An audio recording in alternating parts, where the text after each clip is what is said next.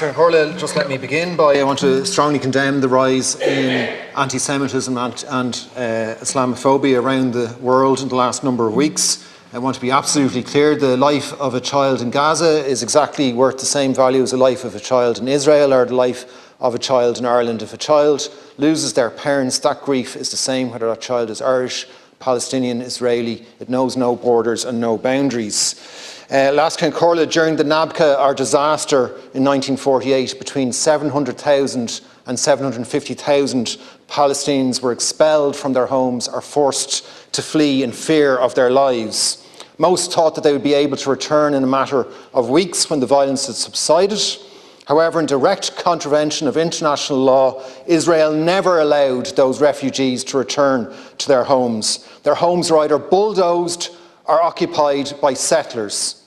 Now, 75 years later, we see the families of those refugees expelled during the Nabka.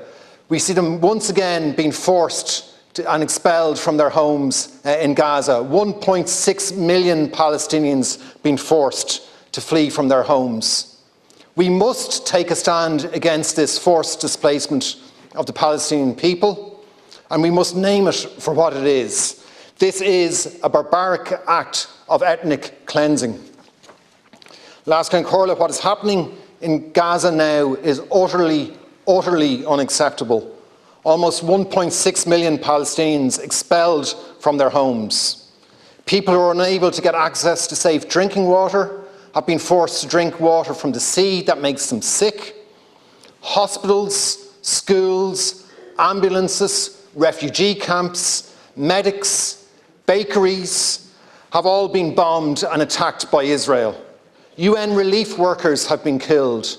Journalists and media workers have been killed simply doing their job. Newborns in incubators in the Al-Shifa hospital have lost their lives as a result of the Israeli attacks. According to the UN, there are now no bakeries operating in North Gaza, nowhere able to bake bread.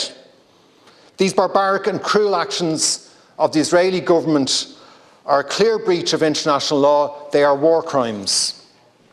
So what we need urgently now is a ceasefire and an immediate cessation of bombing and murder of innocent civilians. We need all hostages released, and we need an end to the blockade so that relief and crucial medical supplies can get into Gaza. The Israeli government must be held accountable for the war crimes they are committing now in Gaza. And let's be very clear, while it's not technically necessary for the Irish government to make a referral to the ICC, such a referral would be very significant and would give the prosecutor important backing. For example, Ireland supported a referral to war crimes that were taking place in Ukraine to the International Criminal Court along with 42 other countries in March 2022. Ireland didn't have to make that referral, but it did it because it was the right thing to do, and it should do so likewise in relation to the war crimes that Israel is committing now. Ireland must do everything it can to assist the Office of the Prosecutor in gaining access to Israel and the occupied territories for the purpose of investigating the international war crimes. In multiple recent statements, the Chief Prosecutor, Karim Khan, has made it very clear he is urgently trying to gain access.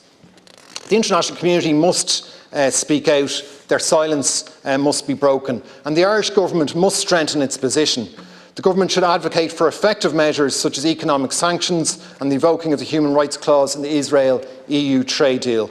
We stand at a critical juncture, and we must do everything we can as immediate action can make the difference between life and death for thousands more. It's critically important for the Irish government to recognise that under the Geneva Conventions we need to uphold our legal obligation to ensure that international humanitarian law is respected by other states. The Irish government must therefore outline what measures it will take in order to comply with this obligation. That's missing from the government's counter-motion. Lascar Corla, to conclude, I want to say this to the government backbench TDs from Fine Gael, Fianna Fáil and the Greens. It is not enough to express your outrage at what is happening in Gaza. It is not enough to make those calls. You must act. The government must act. Ireland can do effective things to put pressure on Israel to stop its slaughter now, but that means government TDs voting with our motion for effective measures, and this is your opportunity to make a stand to make sure that Ireland shows the leadership on this that is necessary. Go Margaret.